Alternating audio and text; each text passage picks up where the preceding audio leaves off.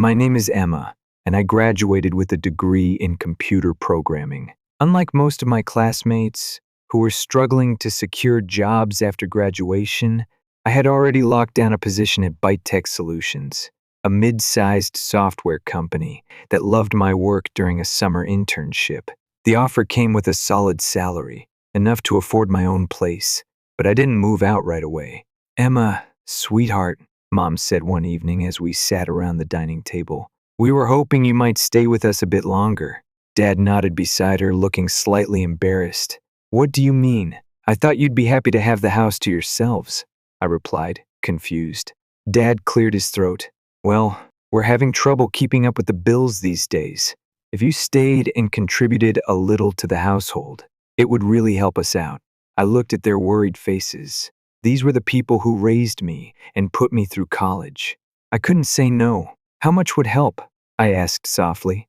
"Maybe $1,000 a month?" Dad suggested. And just like that, I became the breadwinner at 22. But that was fine, or so I thought. Family drama begins. My sister Mia had a completely different philosophy about money. 7 years older, married to Liam, and the mother of Eli. Mia lived like she was royalty despite being barely afloat financially. She and Liam rented a fancy apartment across town and spent money on designer clothes, exotic vacations, and extravagant toys for Eli. Yet, they were always just one missed payment away from chaos. "Are you seriously wearing that shirt again?" Mia snorted during one of her Sunday visits, sprawled on the couch while scrolling through her phone. "Emma, I saw that in your Facebook photo from last year. Don't you ever buy new clothes?" "I don't need new clothes. These work just fine," I said, trying not to let her get under my skin. "This is why you're still single," she smirked. "No guy wants a girl who looks like she shops at Goodwill." I bit my tongue. What Mia didn't know was that while she and Liam lived paycheck to paycheck, I had a steadily growing savings account and was pouring my free time into a home security app I was developing as a side project. Little did I know, everything was about to change, dramatically. The betrayal. The first sign of trouble came one Tuesday evening when I came home to find the driveway full of cars. I walked into chaos. The living room was stacked with boxes and random furniture. Mia was directing Mom and Dad like they were her personal movers. "What's going on?" I asked, standing frozen at the door. "Oh, you're home," Mia said nonchalantly. "We moved Eli into your room." My jaw dropped. "What?" I asked, my voice barely above a whisper. "He needs more space for his toys and schoolwork," Mia said, like it was the most obvious thing in the world. "Where am I supposed to sleep?" I asked, my voice trembling. "You can take the sofa in the living room," Mom said softly, avoiding my eyes. I felt my heart drop. I was paying $1,000 a month to sleep on a sofa. The breaking point. But that wasn't the worst of it. "Emma, we need to talk," Dad said one evening. I sat down, bracing myself. "We've been looking at our expenses, and with 5 adults and a child in the house, things are getting tight," Mom said gently. "What are you asking?" I asked, though I already knew. "We were hoping you could contribute a bit more," Dad added, looking hopeful. "How much more?" I asked, my stomach sinking. "Maybe $2,000 a month?" I stared at them in disbelief. Mia and Liam were contributing nothing, yet I was supposed to cover everything? I took a deep breath and simply said, "Fine." But that night, as I lay on the sofa, I made a decision. I was done. The secret plan, what they didn't know, was that my security app was nearing completion. It integrated with existing camera systems, added intelligent alerts, and had a user-friendly interface that other apps lacked. One evening, I demonstrated the app to my boss, Melissa, who was beyond impressed. "Emma, this is revolutionary," she said, her eyes lighting up. "We could dominate the home security market if we own this." My heart raced. "I'm prepared to offer you $500,000 for full ownership, plus a percentage of future sales," she said. I tried to stay calm, but inside I was screaming with joy. "That sounds fair," I said coolly, as if negotiating 6-figure deals was something I did every day. New beginnings. The very next day, I called Daniel, my friend and a real estate agent. "I need an apartment close to work," I told him, speaking quietly from my car. Absolutely. I've got a few places in mind, he replied enthusiastically. 2 days later, I signed the papers for a gorgeous apartment with a modern design, just 10 minutes from the office. And I didn't tell my family. The big reveal 3 days later, I came home to find all my belongings stacked in the hallway. My room? Now fully transformed into a superhero-themed paradise for Eli. Emma, dear, Mom said gently, we thought you wouldn't mind sleeping on the sofa a bit longer. Mia smirked from the doorway. I took a deep breath and smiled. That's fine, I said calmly, because I'm not staying here anymore. Their faces fell. I bought an apartment last week, I said, watching Mia's eyes widen in shock. I'm moving out tomorrow. The silence was deafening. But where? Mom stammered. Near my office, I replied vaguely. And don't worry, you won't have to worry about me contributing anymore. Mia's smug expression vanished. Mia's desperation and final twist. A week later, I was happily settled in my beautiful apartment, enjoying the peace and quiet I had longed for. But of course, Mia couldn't leave well enough alone. Emma, can you lend me $500? We're short this month, she texted. I didn't respond. A week after that, Emma, Eli needs new shoes. Can you help? Again, silence. The final message broke me. Emma, I'm being evicted. Please, I need help. I stared at the message and deleted it. The aftermath. It's been 6 months since I walked away. Mia and Liam are still living with Mom and Dad, still complaining about money, and now about my abandonment. Meanwhile, I'm thriving. My app royalties continue to grow. My career is skyrocketing, and I'm finally living life on my own terms. Sometimes, I wonder if I did the right thing. Then I remember how they treated me not as a family member to be respected, but as a resource to be used. And I know, walking away wasn't selfish. It was self-preservation. Mic drop ending. As I sip coffee on my apartment's balcony, overlooking the city skyline, I can't help but smile. Best decision I ever made. Moving into my own apartment was the best decision I had ever made. After years of sacrificing for my family and putting their needs ahead of mine, I finally had something that was entirely mine. My apartment was perfect modern, bright, and just 10 minutes from the office. The top floor view was breathtaking, and I spent my evenings on the balcony, sipping coffee and watching the city lights. For the first time in years, I felt free. No more guilt, no more manipulation. Just me, living life on my own terms. I threw myself into my work at ByteTech Solutions, where my new status as the creator of a revolutionary home security app earned me respect and recognition. My boss, Melissa, wasn't just impressed, she was actively grooming me for a senior management position. You've got a natural instinct for innovation, Emma, she said one afternoon after a successful pitch meeting. I see you leading a team soon. Hearing that made me prouder than I could ever express. The money keeps rolling. And the $500,000 I had received for selling my app had been a life changer. But what was even better? The royalties. Every month, I watched as my bank account grew. Thanks to the licensing deal Melissa had secured, the app was taking the market by storm. And with each update I helped develop, the numbers only got better. I had always been smart with money, but now, I wasn't just smart, I was strategic. I invested in stocks, diversified my income, and even started exploring real estate investments with the help of my friend Daniel, who was more than happy to guide me through the process.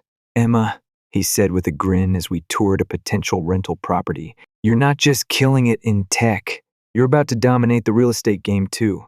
I couldn't help but laugh. Life was good. Mia's desperate attempts. Of course, my sister Mia couldn't stand watching me succeed from afar. At first, she tried the guilt trips. Emma, she texted a week after I moved out. Mom and Dad are really struggling with all the bills now that you're gone. Can't you help out a little? I left her on read. A few days later, Emma, Eli needs new clothes. You know how fast kids grow. Can't you at least send some money for your nephew? Nope. Ignore. When guilt didn't work, Mia switched to anger. I can't believe how selfish you're being, she ranted in a voicemail. After everything we've done for you, you just abandon us? You're heartless, Emma. I listened to the voicemail with a glass of wine in hand, rolled my eyes, and deleted it. The karma train pulls in.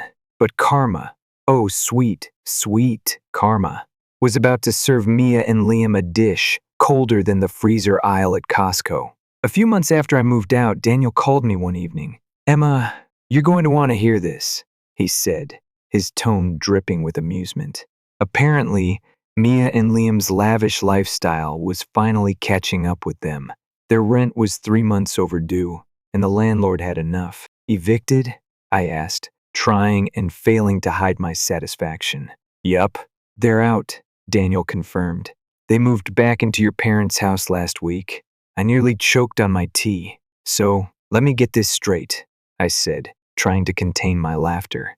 "Mia and Liam kicked me out to give my room to Eli, and now they're back living with Mom and Dad?" "Exactly," Daniel chuckled. "And from what I heard, it's been tense, living on the sofa." Again, I couldn't stop picturing it. Mia and Liam crammed back into my parents' modest house, living in the same cramped conditions they once forced on me. Eli was back in his tiny room, and Mia, sleeping on the same sofa they once tried to stick me on. Poetic justice, but it didn't stop there. Liam, still struggling to find a decent job, was back at square one, and Mia had to pick up extra shifts at the boutique she once mocked me for not shopping at. The irony was delicious. The inevitable plea for help. It took 3 more months before Mia finally swallowed her pride. "Emma," she texted one afternoon. I was halfway through a yoga session when I saw her name pop up. "Hey, I know things have been weird between us, but we're really in a bad spot. Do you think you could help us out? Just a little loan. Maybe $2,000? We'll pay you back." I laughed out loud. $2,000? The same amount they had once demanded from me when I was living under their roof? "Sorry, Mia," I replied, my fingers flying across the screen. "I'm not in a position to help right now." Her response came almost immediately. "Please, Emma, we're family. Eli misses you." Ah, the Eli card. I expected that, but I was done. The final blow. A week later, I got another text. "Emma, we're being evicted from Mom and Dad's house. Please, I don't know where else to go." For a brief moment, I felt a flicker of sympathy, but then I remembered. I remembered being tossed aside like an afterthought. I remembered being treated like an ATM machine, and I remembered that walking away wasn't selfish. It was survival. I blocked her number. Living my best life. 6 months have passed since that last message.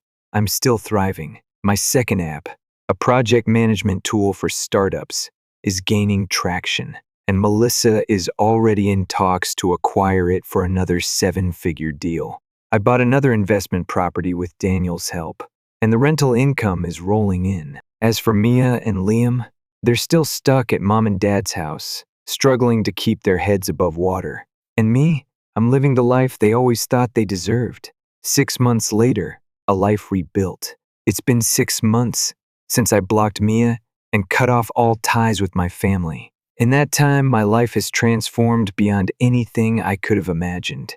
My career, soaring, my finances, flourishing, my peace of mind, unmatched. The royalties from my security app are still pouring in, and my second app, a project management tool for startups, has just been acquired by Byte Tech Solutions for a 7-figure deal. My portfolio of investment properties, managed by my best friend Daniel, is generating passive income, and I've officially become what Mia always pretended to be: wealthy and successful. But the best part? I'm finally free from the emotional manipulation that had weighed me down for years. A well-deserved break. After months of grinding, I decided to take a much-needed vacation. I booked a 2-week stay at a luxurious beachfront resort in Hawaii, something I had always dreamed of, but never dared to indulge in. As I lay in a cabana, sipping a Mai Tai and feeling the warm breeze on my skin, I couldn't help but reflect on how far I had come. No guilt, no pressure, just me, living the life I had built. But of course, peace never lasts when Mia is involved. The unexpected message: it was the last night of my trip when I turned my phone back on. I scrolled through the notifications, missed calls, texts, and voicemails. From Mom: "Emma, please come home. We need to talk.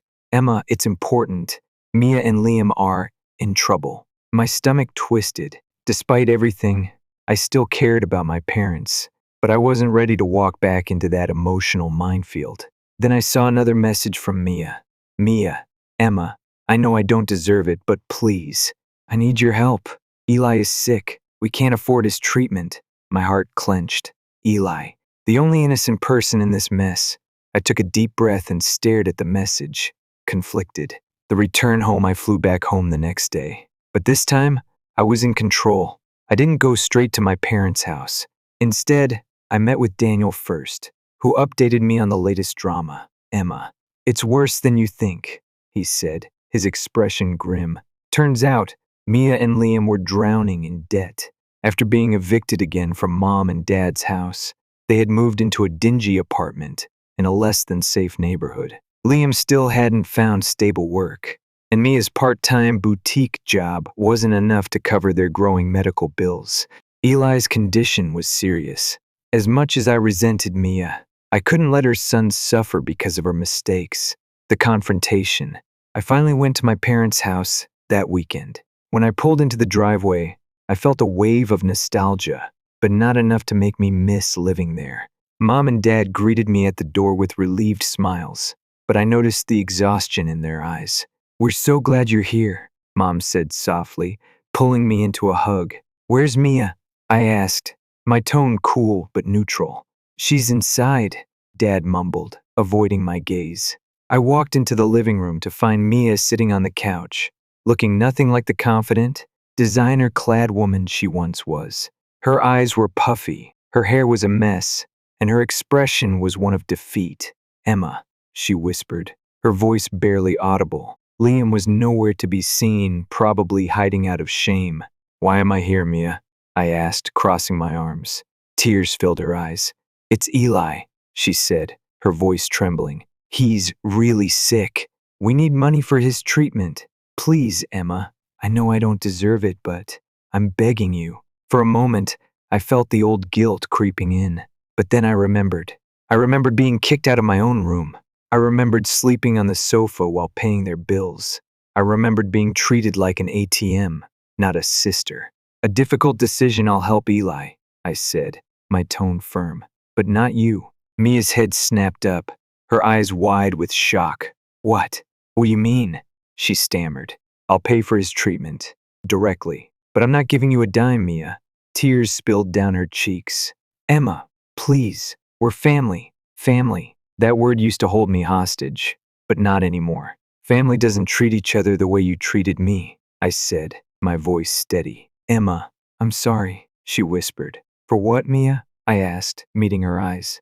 For kicking me out? For using me? Or for only being sorry now that you need me again? Her silence spoke volumes. Helping Eli, not Mia. I kept my word.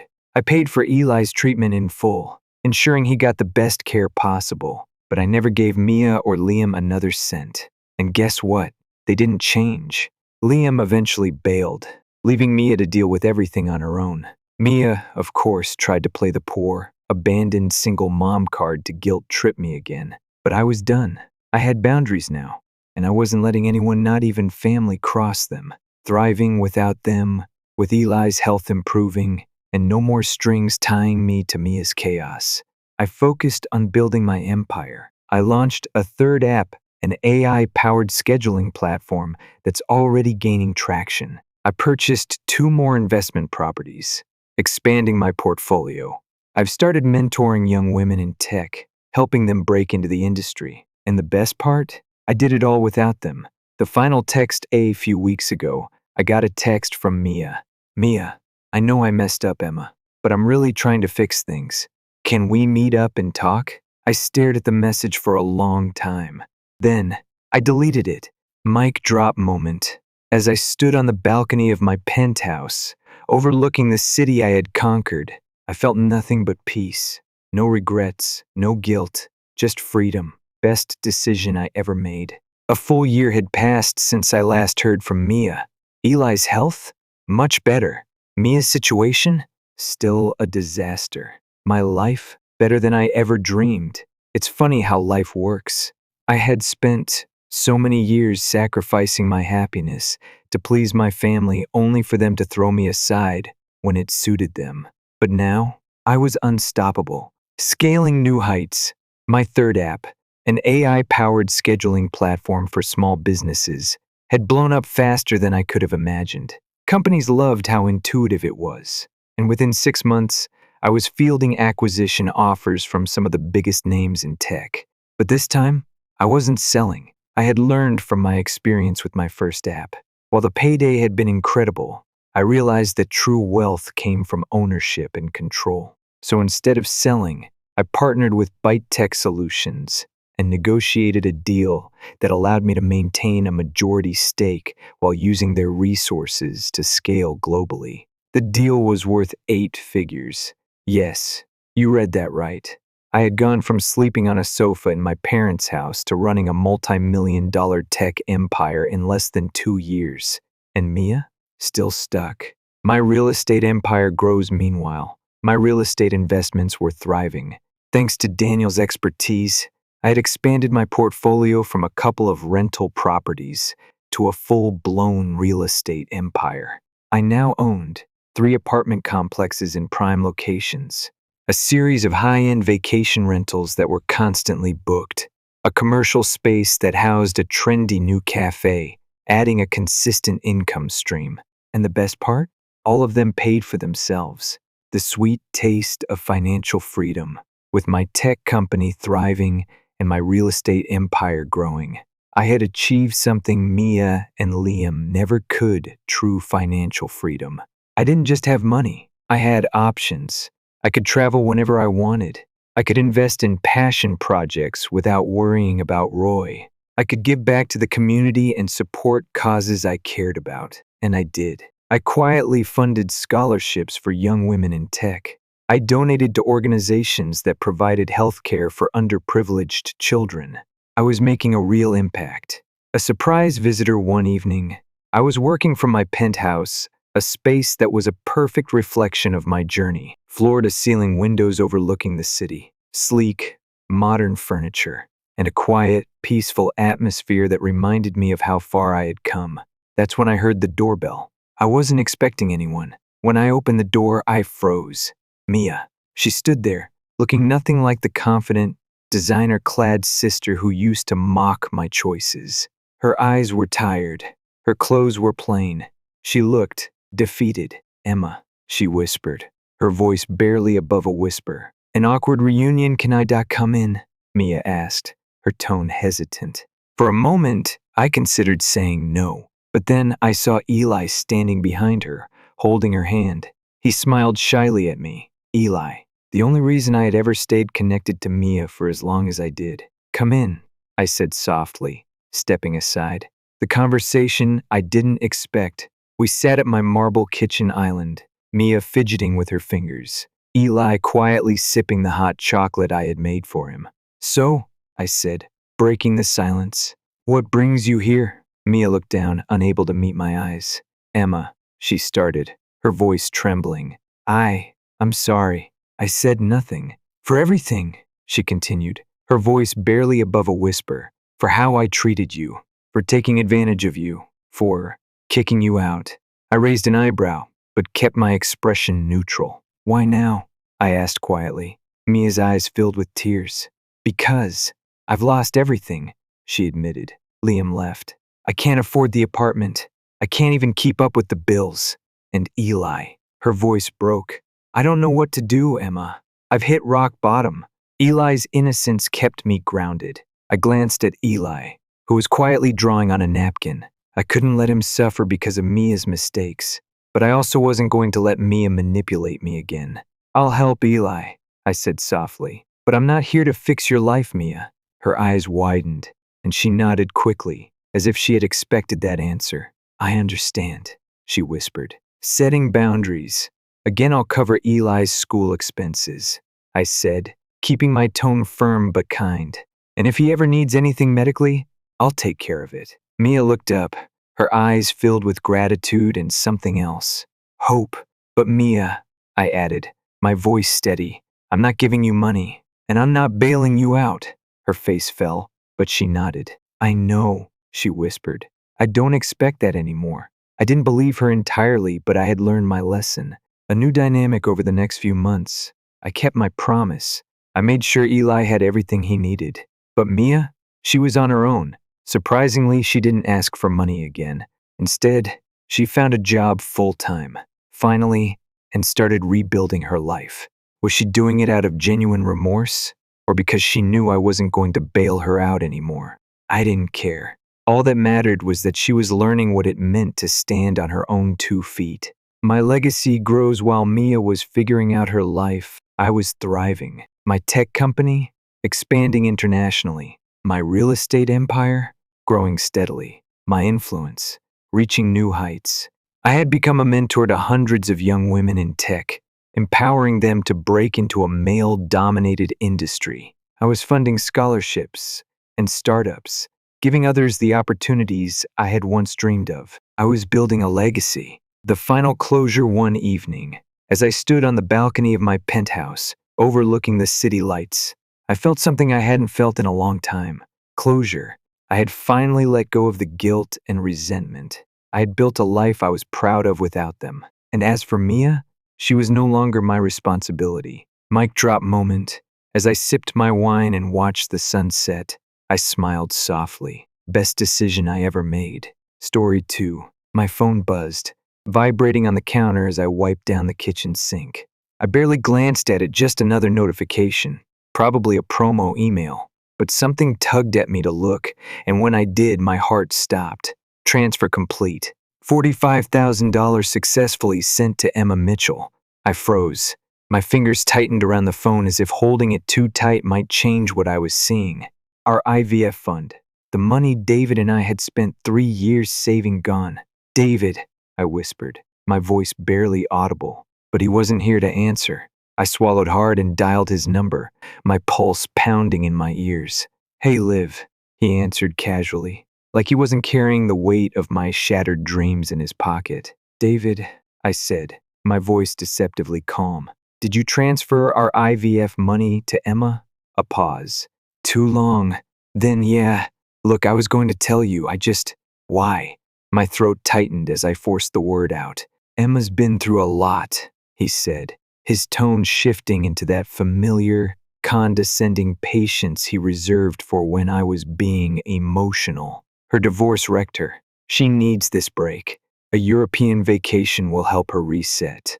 I stared at the counter, the marble surface suddenly blurry. You gave her our IVF fund, David, I murmured, my voice cracking despite my best effort. We can save up again, he said quickly, as if that erased the betrayal. You're only 34, Liv. We have time. I felt a hollow ache deep in my chest, but instead of anger, a cold clarity settled over me. Perfect, I said, my voice eerily steady. Thanks for letting me know. Silence. This wasn't the reaction he'd expected. He was bracing for tears, for a fight of familiar script where he'd placate me with promises and excuses. But this time, I was done playing that part. Olivia, he started, his tone shifting, but I cut him off. I'm late for my shift. I ended the call before he could say another word. I stood in the hospital corridor hours later, my body going through the motions, but my mind was miles away. My phone buzzed again, a message from Emma. OMG, Liv. David told me what he did. You're the best. Can't wait to post pics from Paris. Love you.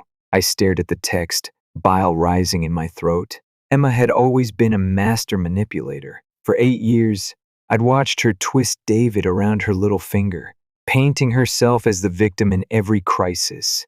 And he fell for it, every single time. I thought back to 2 weeks ago, the doctor's office, the sterile smell, the weight of the news I hadn't yet shared with David. Your fertility is declining faster than we anticipated.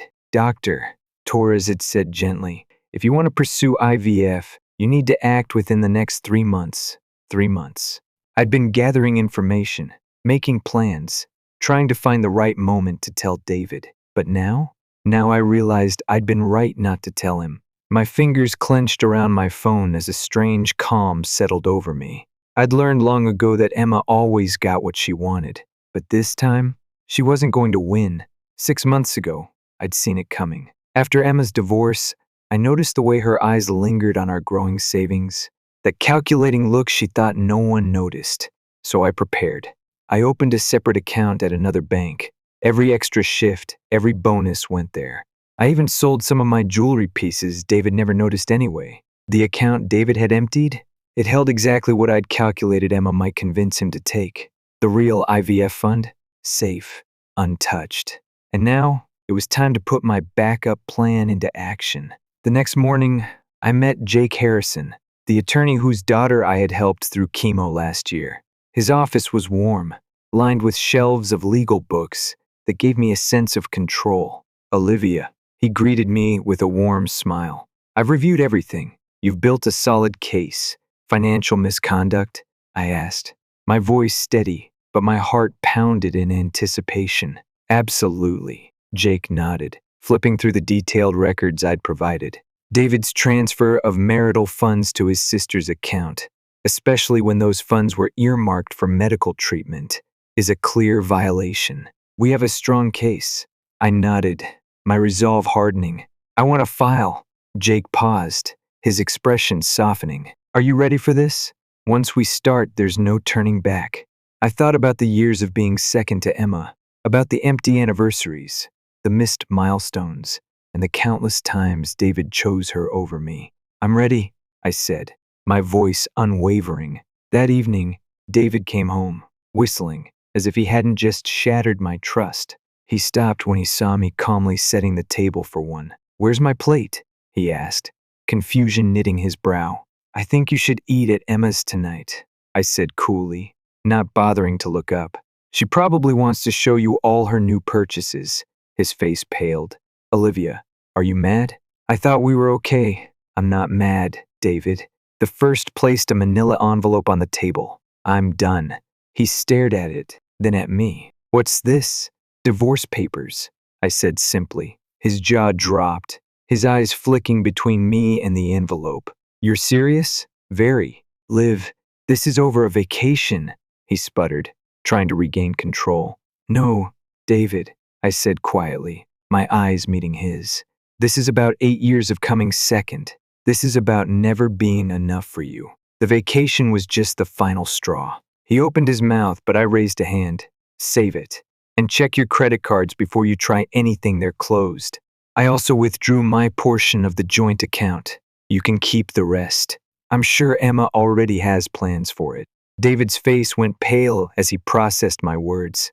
For the first time, he looked truly lost. But I didn't care. This time I was choosing myself. As I lay in bed that night, staring at the ceiling, a calm I hadn't felt in years settled over me. My IVF appointment was scheduled for next month. I was doing this with or without David. Emma thought she'd won, but she had no idea she was documenting her own downfall, one gleeful Instagram post at a time. Tomorrow, the real battle began, and I was ready. The morning after I served David the divorce papers, I woke up feeling lighter. I hadn't realized how much emotional weight I had been carrying until it was gone. I stretched in bed, the sunlight streaming through the curtains, and for the first time in a long time, I didn't feel dread in my chest. David had spent the night at Emma's. I knew that without asking, probably comforting her, while she cried about how unfair I was being. I could picture her perfectly. Mascara streaked down her face, crocodile tears, her voice pitched just right to tug at his heartstrings. Let her have him. My plans were already in motion, and there was no stopping now. That afternoon, I met with Jake again to finalize the paperwork. His office was buzzing with activity, but the moment he saw me walk in, he gave me a reassuring smile. "Olivia," he said, motioning me to sit. "Everything's progressing smoothly. The court has already approved the initial hearing. We'll be presenting the financial misconduct evidence at that time." "Good." I nodded, my mind already moving to the next steps. "Have you told David about your medical situation?" Jake asked, leaning back in his chair. I shook my head. "Not yet. I needed to secure my position first. If I'd told him before filing, I let the thought trail off. I didn't need to finish the sentence. David wouldn't have cared. Or worse, he would have used it to manipulate me into staying. Jake tapped a finger against the stack of documents in front of him. Given the medical urgency and the fact that he knowingly diverted funds allocated for that purpose, we can file for an expedited hearing. We'll argue that delaying would cause irreparable harm. Perfect. I felt a grim satisfaction settle in. Let's move forward. That evening, I sat at my kitchen table, laptop open, scrolling through Emma's Instagram feed. Paris, Rome, Barcelona. Every post was a meticulously curated highlight reel of her luxury vacation, complete with designer shopping bags, private tours, and gourmet meals. Living my best life. Blessed #new beginnings, I smirked. She was doing half the work for me. Every post, every update was another nail in her coffin. Documented financial misconduct. Jake had already taken screenshots, adding them to the growing file of evidence. Each photo screamed reckless spending, and with the timestamps matching the transfer of funds, it was like handing the judge a smoking gun. Keep it coming, Emma, I murmured under my breath. You're making my job easy. 2 days later, David showed up at the house unannounced. I had just come home from my shift at the hospital, exhausted but satisfied. Olivia, can we talk? His voice was softer than I'd heard in a long time. I opened the door just enough to see him, but didn't invite him in. I think we've said everything that needs to be said. Please, he pressed, his eyes looking tired and desperate. Just 5 minutes. I sighed, against my better judgment, and stepped aside. David walked in, his eyes scanning the living room, as if it had somehow changed overnight. You haven't moved anything, he murmured, almost to himself. What did you expect? I asked, crossing my arms.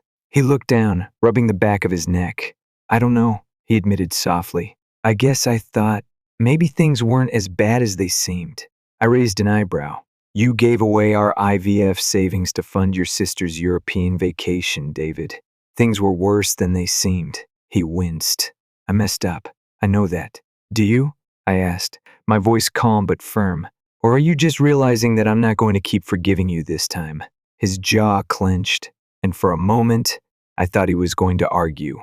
But then he surprised me. I saw the paperwork, he said quietly. You're serious about this? Yes, I said simply. I am. David nodded slowly, his eyes flickering to the folder I had left on the counter. He recognized it instantly, the medical documents. I hadn't meant for him to see them yet, but maybe this was the universe's way of forcing the conversation. What's this? He asked, his voice cautious as he reached for the folder.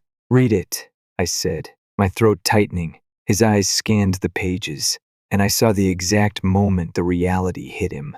His face went pale. 3 months, he murmured, his voice barely above a whisper. Liv, why didn't you tell me? Would it have mattered? I asked softly, my arms dropping to my sides. Would you have said no to Emma if you'd known? He opened his mouth, but no words came out. And that silence? It told me everything I needed to know. The next morning, I met with Dr. Torres. The clinic smelled like disinfectant and lavender, a strange but oddly calming combination. Are you ready for this, Olivia? She asked, her warm eyes searching mine. I am, I said, a quiet resolve settling over me. I've waited too long for this. We went over the plan in detail. Everything was lined up perfectly. Between my personal savings and the financing options Dr. Torres had helped arrange, I was moving forward with the IVF treatment, without David. Good, she said, a gentle smile touching her lips. You're making the right choice. For the first time in a long time, I believed her. Later that week, Sarah, my best friend and confidant, came over with takeout and wine, my usual comfort food combo. Tell me everything, she said, dropping onto my couch and handing me a glass of wine. Well, I said, taking a sip, the hearing's set for next month. Jake's filing for an emergency ruling because of the medical situation, and Emma's still posting her living my best life tour online. Sarah snorted. She really has no idea, does she? None, I said with a smirk. Every post is more evidence. It's almost too easy. Do you think David's going to fight this? She asked, her tone cautious. Honestly, I sighed, swirling the wine in my glass. I don't know, but at this point, It doesn't matter. I've already taken control of what I can. Sarah raised her glass. To new beginnings, she said softly. To new beginnings, I echoed, clinking my glass against hers. A week later, I was at work when I got the notification. New message from David. I hesitated for a moment before opening it. Emma's back. She's not doing great. She blew through the money faster than I thought. I know it doesn't change anything, but I'm sorry. I stared at the screen, a mix of emotions swirling inside me. Regret? Too little, too late. David had made his choices, and now he was watching them unravel. I typed a short reply. I hope she enjoyed it. I really do. And with that, I put my phone away and returned to work, feeling lighter than I had in years. 2 days later, Jake called. Olivia, we've got the hearing date moved up. 2 weeks from now. My heart raced. That soon? Yes, Jake said, his voice calm but firm. And judging by the evidence we have, David and Emma don't stand a chance. Good, I murmured, a small smile tugging at my lips. I was ready. That night, as I stood in front of the bathroom mirror, I placed a hand gently on my stomach, envisioning the life I was creating. This is for you, I whispered softly. I'm going to make sure you're safe, loved, and never second to anyone. A sense of peace washed over me. I was almost there, just a little longer now. The morning of the hearing arrived quicker than I expected. I stood in front of the mirror, smoothing down my navy blue blazer, the one that made me feel invincible. My barely there baby bump was just beginning to show my little secret. For now, today's the day, I whispered, my hand resting gently on my stomach. We're taking back what's ours. I grabbed my bag, double-checked the folder with all the evidence Jake had meticulously gathered, and headed out the door. The courthouse was buzzing when I arrived. The air was thick with the scent of old paper and polished wood. I spotted Jake near the entrance, his calm, confident presence immediately easing my nerves. Olivia, he greeted, giving me a reassuring nod. You ready? More than ready, I replied, my voice steady. As we walked toward the courtroom, I caught sight of David and Emma sitting on a bench across the hall. David looked worn. His usual charm was gone, replaced by hollow eyes and a slouched posture. He glanced up when he saw me, his expression unreadable. Emma, on the other hand, she looked as put together as ever, except for the tightness in her jaw and the way her fingers tapped nervously on her designer handbag. Her tan was fading, but the arrogance in her posture was still intact. Here we go, I murmured under my breath as we entered the courtroom. The hearing started with Jake presenting the evidence, meticulously detailed financial records, timestamps of the transfers, and, of course, Emma's Instagram parade of indulgence. Your Honor, Jake said, his tone measured but firm. These posts, combined with the bank records, demonstrate a clear pattern of financial misconduct. Mr. Mitchell transferred $45,000 funds, specifically allocated for medical treatment to his sister for personal use. The evidence is undeniable. I stole a glance at David. He wouldn't look at me. His eyes stayed glued to the table in front of him. Emma, however, shifted uncomfortably as Jake displayed screenshots of her lavish vacation posts. First-class flights, designer shopping sprees, luxury accommodations. Each image painted a damning picture. The judge's expression grew sterner with every passing second. David's lawyer tried. I'll give him that. He mumbled something about family emergencies and emotional distress, but it fell flat. Even he seemed to realize how weak the argument was. Then the judge spoke, her voice cutting through the tension. Mr. Mitchell, she said, her gaze piercing. You knowingly transferred funds, meant for a time-sensitive medical procedure, to your sister for a vacation. Do you understand the gravity of your actions?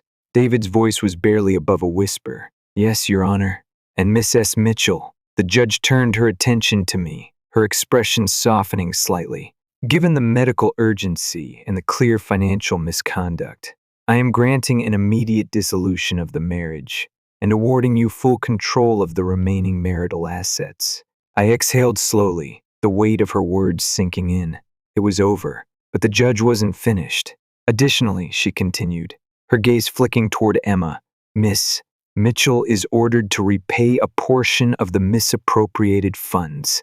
Emma's eyes widened, her mouth opening and closing like a fish out of water.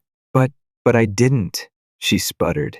The judge raised a hand, silencing her. The evidence suggests otherwise, Miss Mitchell. Actions have consequences. Consequences. For once, Emma wouldn't be able to manipulate her way out of this one. As we left the courthouse, I felt the cool breeze hit my face, a symbolic breath of fresh air. Olivia, David's voice called softly behind me. I stopped, but didn't turn around. What, David? Can we talk? His voice was laced with regret, but I'd heard it all before. I turned slowly, my expression calm but resolute. Talk about what? How you prioritized your sister's vacation over our future. How you took everything we worked for and gave it away without a second thought. His jaw clenched. I didn't know about your condition, he murmured, his eyes darting to my stomach. Because you never asked, I replied softly. But the weight of those words crushed whatever argument he had left. His eyes dropped, and I saw it, the realization, the regret, but it was too late. I'm moving on, David, I said gently but firmly. I'm building a life where I'm not second to anyone. His lips parted as if to say something, but I didn't wait to hear it. I turned and walked away, feeling the sun warm my face as I stepped into my new life. 2 months later, I sat in my new apartment, surrounded by boxes half unpacked, but the space already felt like home. Sarah was over, helping me set up the nursery. The soft grays and blues I'd chosen gave the room a peaceful, soothing vibe. Almost done, Sarah said, placing a stack of tiny onesies into the dresser.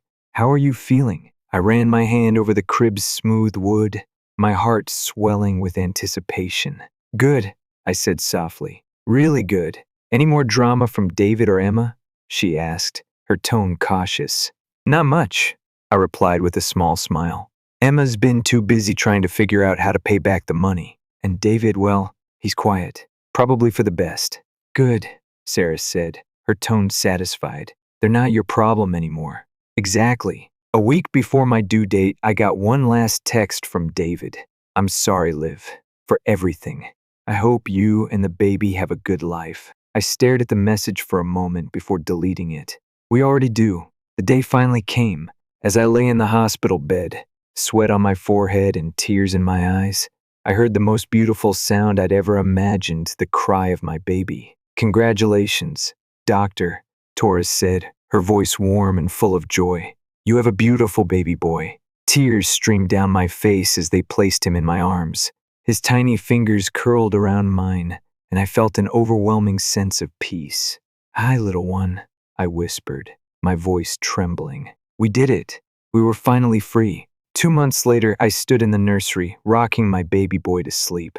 The gentle hum of the lullaby filled the air as I looked around at the life I'd built, the life I'd fought for. My phone buzzed quietly on the dresser. A message from Jake. Divorce finalized. Settlement complete. You're officially free. I smiled softly, placing the phone down without replying. I didn't need words to confirm what I already knew. As the evening sun poured through the window, I whispered to my son, my heart full. We're going to be just fine, little one. And for the first time in a long time, I truly believed it. We were more than fine. We were free.